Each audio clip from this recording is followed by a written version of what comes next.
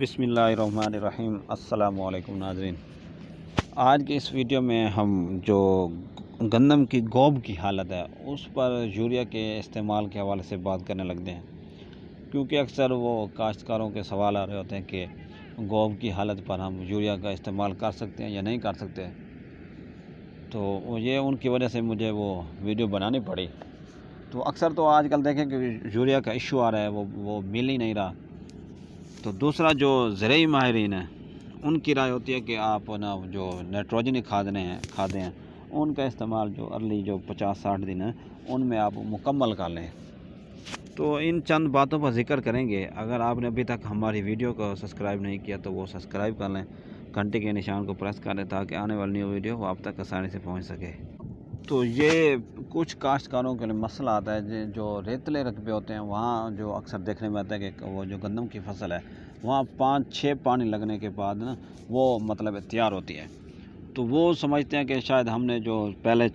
50-60 دن ہے اس میں اگر ہم نائٹروجنی کھادیں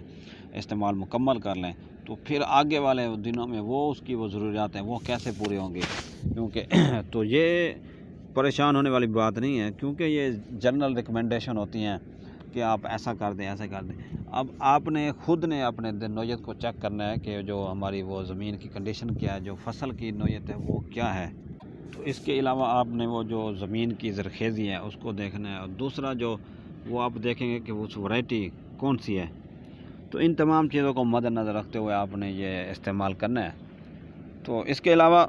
جو عام سی بات ہم کرنے لگے ہیں کہ جو یوریا کھاد ہے اس کو گوب کی حالت پر استعمال کرنا ہے یا نہیں کرنا، تو اس پر بات جو آپ دیکھیں کہ جو اس کی وہ ارلی سٹیج ہوتی ہے جو 35-40 دن ہوتے ہیں اس کی ابتدائی، اس وقت اسے امونیکل شکل میں نا وہ نائٹروجن کی ضرورت ہوتی ہے۔ تو اس کے علاوہ مطلب ہے کہ جو گوب کی حالت ہوتا ہے اس سے لے کر جو دانہ بننے تک کے عمل تک، اس وقت اسے وہ نائٹریٹ کی شکل میں نائٹروجن کی ضرورت ہوتی ہے۔ تو اسی طرح آپ کوشش کریں کہ جو پہلے 2 پانی ہیں اس وقت آپ وہ یوریا کا استعمال کریں۔ تو جب وہ گوب کی حالت ہے اس وقت آپ یوریا کی بجائے اگر آپ نائٹروفاس یا وہ پوٹاشیم نائٹریٹ ہے جس طرح، یا وہ کیلشیم امونیم نائٹریٹ یعنی کین گوارا، اگر آپ اس کو استعمال کرتے ہیں تو وہ زیادہ بہتر ہے،